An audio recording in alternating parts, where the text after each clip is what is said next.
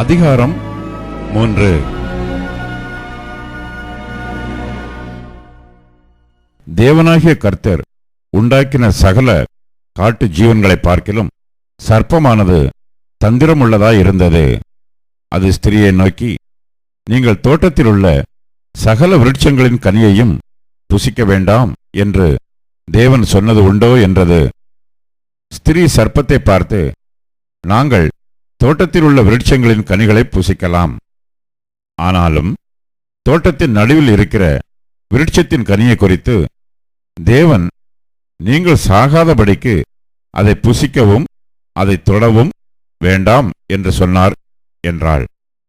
அப்பொழுது சர்ப்பம் ஸ்திரியை நோக்கி, நீங்கள் சாகவே சாவதில்லை.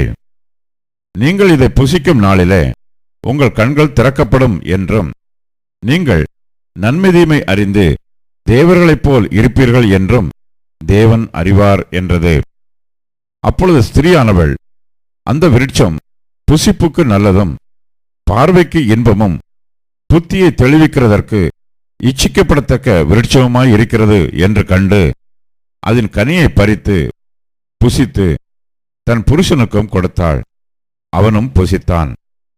அப்பொழுது அவர்கள் இருவருடைய கண்களும் திறக்கப்பட்டது. அவர்கள் தாங்கள் நிர்வாணிகள் என்று அறிந்து அத்தி இலைகளை தைத்து தங்களுக்கு அரைக்கச்சைகளை உண்டு பண்ணினார்கள்.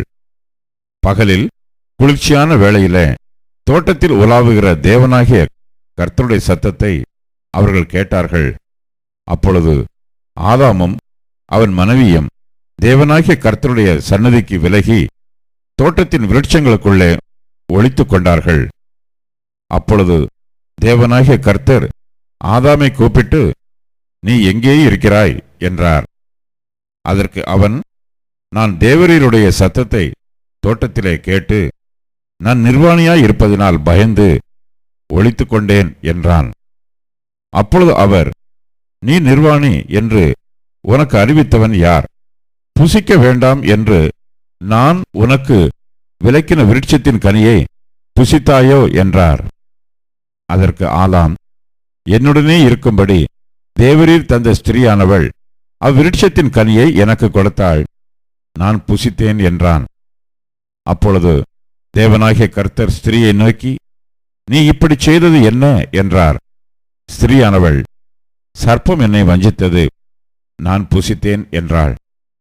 அப்பொழுது தேவனாகிய கர்த்தர் சர்ப்பத்தை பார்த்து, நீ இதை செய்தபடியால் சகல நாட்டு மிருகங்களிலும் சகல காட்டு மிருகங்களிலும் சபிக்கப்பட்டிருப்பாய்.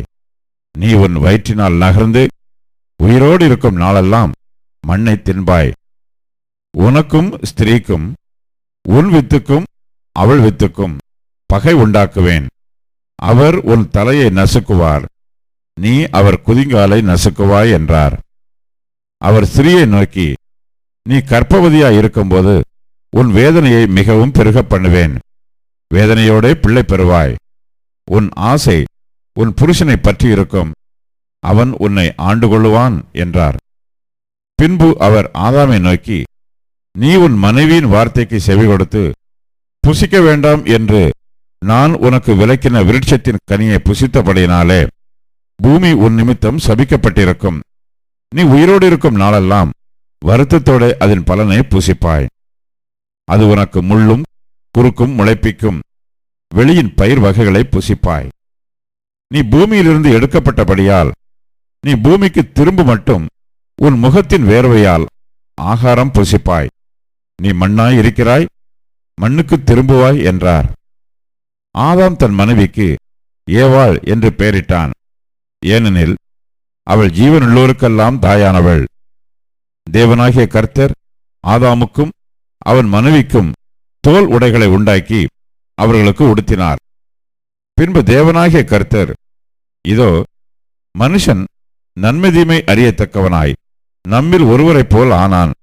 இப்பொழுதும் அவன் தன் கையை நீட்டி ஜீவ விருட்சத்தின் கனியையும் பறித்து புசித்து என்றைக்கும் உயிரோடு இராதபடிக்கு செய்ய வேண்டும் என்று அவன் எடுக்கப்பட்ட மண்ணை பண்படுத்த தேவனாகிய கர்த்தர் அவனை ஏதேன் தோட்டத்திலிருந்து அனுப்பிவிட்டார்.